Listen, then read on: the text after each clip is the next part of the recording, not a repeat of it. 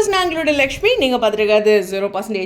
உண்மையுமே இந்த மகாசங்கமம் சூப்பர் ஹிட்டாக என்ன எப்படி மூவ் அப்படின்னா, ஹாட் ஸ்டாரில் ஒரு நல்ல பொசிஷன் எடுத்திருக்காங்க. டிஆர்பி வைஸ் ஓகே, ஆனால் டோட்டலாகவே சேனல் வந்து ஏதோ ஒரு மாதிரி ஆயிடுச்சு இல்லையா? அவங்களோட பொசிஷன் எல்லா இடத்துலையுமே அந்த பாயிண்ட்ஸ்லேருந்து பொசிஷன்லேருந்து மாறி இருக்குது. அதில் எனக்கு எக்கச்சக்கமான வருத்தம். இதில் நான் பர்டிகுலராக இந்த சீரியல் இந்த ட்ராக் அப்படின்னு நான் சொல்ல, மொத்தமாகவே ஏதோ ஒரு பிரச்சனையில் இருக்காங்க அப்படிங்கிறது மட்டும் தோணுது. சரி, விஷயத்துக்கு வரலாம். மகாசங்கமத்தில் நான் அடிக்கடி பார்த்த விஷயம் என்னென்னா, இந்த பெரியவங்களுக்கும் முடியல அப்படின்னு அவங்க இன்றைக்கி அவங்க மாமனார் சொன்னார் இல்லையா, அழகுமலர் மாமனார், அந்த பாயிண்ட்டு தான். ஒவ்வொருத்தரோட ஃபேமிலியும் ஒவ்வொரு மாதிரி. ஒருத்தரோட ஃபேமிலியோடு நம்ம கம்பேர் பண்ணோம்னா சரிப்பட்டு வராதுன்ட்டு. ஏன்னா கோமதி அம்மா வேறு மாதிரி, அழகுமதியோட மாமியார் வேறு மாதிரி அப்படிங்கிறத அதை ஒரு புரிதலோடு சொல்லியிருக்காங்க. ஓகே, ஒவ்வொருத்தரும் ஒவ்வொரு மாதிரி தான். இப்போது ஒரே குணமே ஒரே வீட்லேயே ஒவ்வொருத்தருடைய குணம் மாறுபடும் இல்லையா? கூட பிறந்த சகோதரிகளே, என் ட்வின்ஸே மாறி இருப்பாங்க. சரி, இதுக்கு மேலே இதில் முக்கியமான விஷயம், இந்த சீரியலில் 2 விஷயம் ரொம்ப ஸ்ட்ராங்காக இருக்குது. லவ் ட்ராக்கு அது மாதிரிலாம் இருந்தாலும் பரலாம். ஏன்னா எனக்கு தெரிஞ்சு அழகுமலருக்கும் அவங்க ஹஸ்பண்ட்க்கும் அடிக்கடி ஒரு பியூட்டிஃபுல் ட்ராக் கொடுப்பாங்க. அந்த ட்ராக் ஒரு பக்கம் இருந்தாலும் ராகவன் மாதிரியான கேரக்டர்ஸ்லாம் லைஃப்பில் வந்து ஒரு ஸ்பெஷலாக ஒரு மேஜிக் க்ரியேட் பண்ணிடுவாங்க. அந்த கேரக்டர் சீரியலில் பார்க்கும்போதே நமக்குள்ளே ஒரு சில புரிதல் விட்டு கொடுக்கறது அப்படிங்கிறது ஏற்படும்.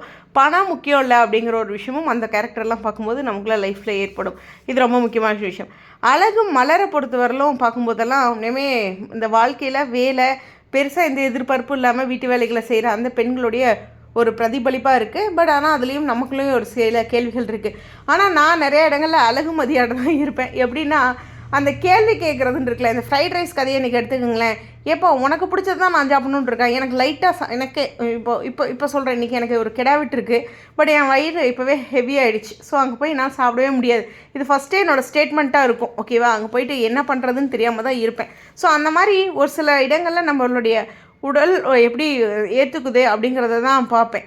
அதுதான் இன்றைக்கி அழகுமதியும் சொல்லியிருக்காங்க. ஸோ அதுதான் அந்த பொண்ணு என்ன சொன்னாலும் பக்கமாக சொல்கிறாங்க இருக்கலாம். இந்த பாயிண்ட்டும் எனக்கு லைஃப்பில் அடிக்கடி வருங்க. நான் எங்கேயாச்சும் பேசினேன்னு வச்சுங்களேன், பொதுவாக நீ அங்கே பேசிகிட்டு இருக்கீங்களே யூடியூப்பில், அது மாதிரியே நீங்களாம் பேசாத அப்படிம்பாங்க. சும்மா நான் ஒரு கருத்தே சொல்ல முடியறதில்ல. இப்போலாம் நான் கம்முனே இருந்துக்கிறது. இப்போலாம் ரொம்ப மோசங்க. யூடியூபர்னு ஒரு நல்ல முத்திரையும் குத்திட்டாங்க. என் வாழ்க்கையிலேயே ஒரு கருத்து சொல்கிறேன்னா, நீ அங்கே பேசுகிற மாதிரி நினச்சிட்டு இருக்காது அப்படிம்பாங்க. பேசவே முடியாத அளவுக்கு நம்மளை மடக்கிறதுக்கான ஒரு பாயிண்ட்டு. அதை தான் இன்றைக்கி சுரேஷ் வந்து இந்த பக்கமாக இல்லை லெக்சரர் மாதிரி எடுக்கிறன்ட்டு அந்த தொழில் சார்ந்தே டவுன் பண்ணுறதுன்னு இது நானும் நிறைய இடங்களில் ஃபேஸ் பண்ணியிருக்கேன். பட் யூடியூபராக என்ன அப்படி நீங்கள் பெருசாக தான் நினைக்கிறீங்களா, அதுவே எனக்கு சந்தோஷம் தான், போங்கயா அப்படின்ட்டு நினச்சிக்குவேன். சீரியஸ்லி இதெல்லாம் ஒரு சிலர் ஃபேஸ் பண்ணுவாங்க, அந்த தொழில் சார்ந்து அப்படின்ட்டு.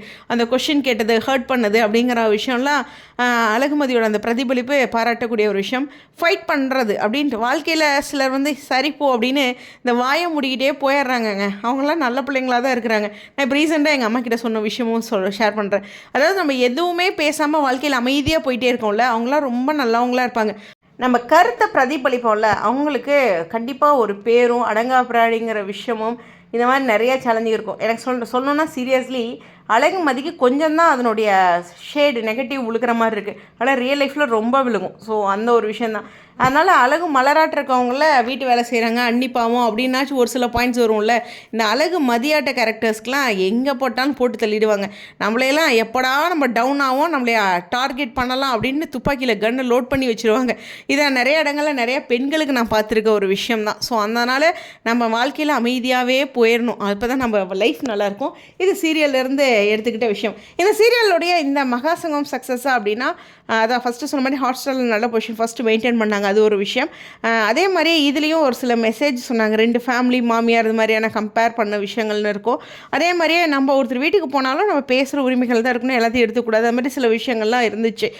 ஆனால் அதிகமாக வந்து இந்த மாமனார் மாமியாருக்கு முடியலை அப்படிங்கிற பாயிண்ட்ஸ் அதிகமாக இருந்தது. எனக்கு கொஞ்சம் வருத்தம் தான். இன்னும் கொஞ்சம் வேறு ஏதாச்சும் ஒரு மகாசங்கமத்தில் புகுத்தி இருக்கலாமே அப்படின்ட்டு. பட் அவ்வளோதான் பண்ண முடியும். எங்கேயாச்சும் ஒரு பக்கம் கோவிலுக்கு போகிறது, பிக்னிக் போகிறது, அது மாதிரி தான் கொண்டு வர முடியும். வேறு எதுவும் பண்ண முடியாது.